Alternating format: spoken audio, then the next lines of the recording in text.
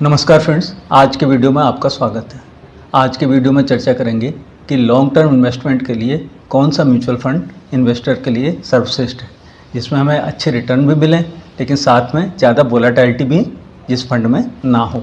तो शुरू करते हैं आज का वीडियो।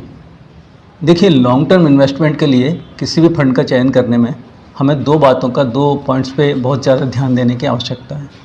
पहला पॉइंट तो ये कि उस फंड के रिटर्न्स क्या है, क्योंकि अल्टीमेटली हम म्यूचुअल फंड में इन्वेस्टमेंट लॉन्ग टर्म के लिए रिटर्न्स के लिए ही तो कर रहे हैं। और दूसरा महत्वपूर्ण पॉइंट ये है कि उस फंड में वोलेटिलिटी कितनी है, उसमें रिस्क कितना है, जिसके कारण अधिक वोलेटिलिटी अगर किसी फंड में होती है तो इन्वेस्टर उसको टॉलरेट नहीं कर पाते और बीच में ही फंड से निकल जाते हैं, कई बार लॉस बुक करके तो कई बार बहुत कम फ़ायदे में। जबकि जैसा कि आप जानते हैं कि म्यूचुअल फंड में आपको बेनिफिट्स, प्रॉफिट्स, कैपिटल एप्रिसिएशन तभी मिलता है जब लॉन्ग टर्म तक आप इन्वेस्टेड रहते हैं, क्योंकि यहाँ म्यूचुअल फंड में जो बेनिफिट्स आते हैं वो मोस्टली कंपाउंडिंग की वजह से आते हैं। तो इन दो पैरामीटर्स पे जो फंड सबसे ज़्यादा उपयुक्त लगता है वह है Motilal Oswal mid cap fund. विश्वसनीय फंड हाउस है, 10 साल से ज़्यादा मार्केट में यह फंड की स्कीम है, बहुत ही लोकप्रिय है इन्वेस्टर्स के बीच और बहुत अच्छा इसका परफॉर्मेंस है। इस फंड ने 1, 2, 3, 5, 10 साल सभी टाइम फ्रेम में अपने कैटेगरी एवरेज को आउट परफॉर्म किया है और अपने बेंचमार्क को भी आउट परफॉर्म किया है। अब दूसरे पॉइंट पर रिटर्न के अलावा जो चर्चा हुई थी वो ये है कि वोलेटिलिटी कितनी है, रिस्क कितना है। तो वोलेटिलिटी की जहाँ पर बात करें तो क्योंकि मिड कैप फंड है तो मिड कैप फंड का चयन इसीलिए इस वीडियो के लिए किया गया है, लॉन्ग टर्म इन्वेस्टमेंट के लिए किया गया है कि अगर आप स्मॉल कैप फंड्स के साथ जाते हैं तो वहाँ पर वोलेटिलिटी आपको कई बार बहुत डिसहर्टेन कर सकती है और वहीं अगर आप लार्ज कैप इक्विटी फंड्स की तरफ जाते हैं तो वहाँ पर रिटर्न्स आपको अच्छे नहीं मिलते हैं, उतने अच्छे नहीं मिलते हैं जितने कि मिड कैप कैटेगरी में मिल जाते हैं। सीधी सी बात है कि लार्ज कैप में जाइएगा तो थोड़ा सा वोलेटिलिटी कम होगी लेकिन रिटर्न भी उतने ही कम होंगे, और इसी प्रकार अगर आप स्मॉल कैप में जाइएगा तो बहुत वोलेटिलिटी रहेगी और रिटर्न आपके थोड़े से अधिक रहेंगे। लेकिन मिड कैप फंड्स इन दोनों स्थितियों को बैलेंस करके चलते हैं। यहाँ पर आपका रिस्क और रिटर्न दोनों बैलेंस हैं। रिटर्न आपको लार्ज कैप से तो ज़्यादा मिलेगा और आपकी वोलेटिलिटी स्मॉल कैप से कम रहेगी। तो इसीलिए ये मिड कैप फंड का चयन किया गया है आपके लॉन्ग टर्म इन्वेस्टमेंट के लिए, लंप सम इन्वेस्टमेंट के लिए। आइए अब चर्चा कर लेते हैं इस फंड के रिटर्न्स की। देखिए, रिटर्न्स इसने हर टाइम फ्रेम में बहुत अच्छा दिया है।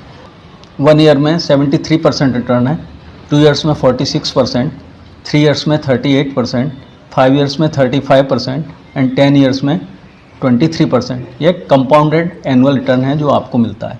अगर आप 10 साल तक इस फंड में रुकते हैं या किसी भी फंड में रुकते हैं जो 20% से एबव पे आपके रिटर्न को मल्टीप्लाई कर रहा है, कंपाउंड कर रहा है, तो वह एक बहुत बड़ा अमाउंट हो जाता है 10 साल के बाद।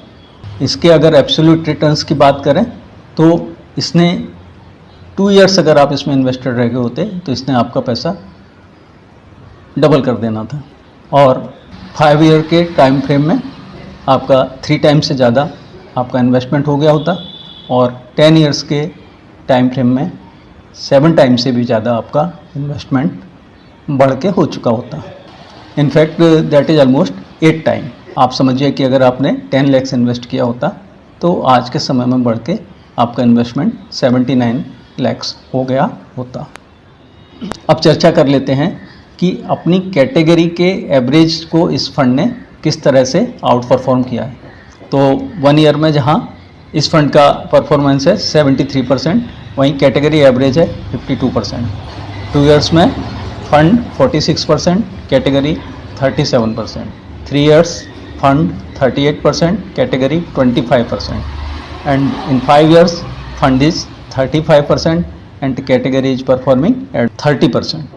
In 10 years fund is 23% and category average is 20% only. तो 3% का आउट परफॉर्मेंस लॉन्ग टर्म में बहुत मायने रखता है। आपका 10 साल तक अगर आपको 3% कैटेगरी एवरेज से ऊपर दे रहा है कोई फंड, तो वो बहुत बड़ा कंपाउंडिंग का जो डिफरेंस है वो बन जाता है आगे जाके। किसी भी इन्वेस्टर के लिए किसी भी फंड का जिसमें वो इन्वेस्ट करने जा रहा है, सेक्टोरल अलॉटमेंट क्या है उस पर भी ध्यान देने की आवश्यकता है, क्योंकि किन सेक्टर्स में आपका पैसा किसी फंड ने लगा रखा है तो वो सेक्टर्स की परफॉर्मेंस आगे क्या रहने वाली है, इसी पे आपका रिटर्न डिपेंड करेगा।